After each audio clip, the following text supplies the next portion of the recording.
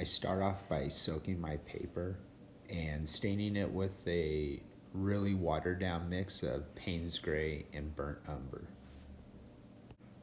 Then I want to set some structures far off into the background, so I use a light touch of Payne's Gray on damp paper. This blurs the edges and gives the impression that they're far away. I keep the shadow on the right side of each structure. Adding water to the bases and dabbing them will make them fade, and this creates a misty sky. As the structures move closer to the foreground, they should have more contrast with better defined shapes.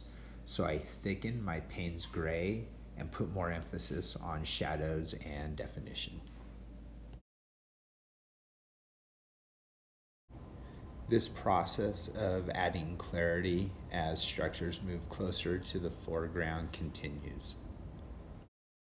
I use cleaner lines and the impression of doors and windows to move this structure further into the foreground. I just add some shadows and details under this ridge.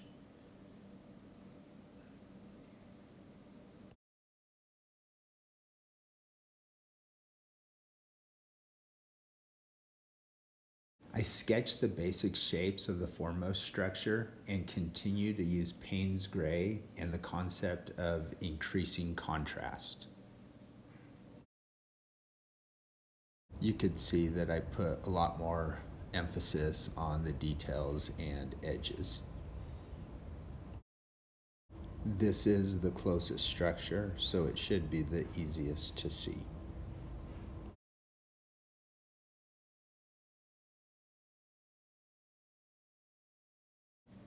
To get the bright side of my structure to stand out a little better, I use a light touch of yellow ochre. A little bit goes a long way here.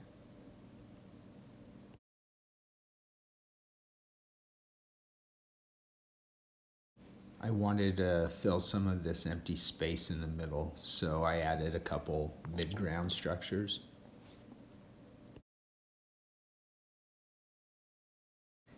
Then I wanted to turn the light on in this window, so I used a white oil pastel pencil.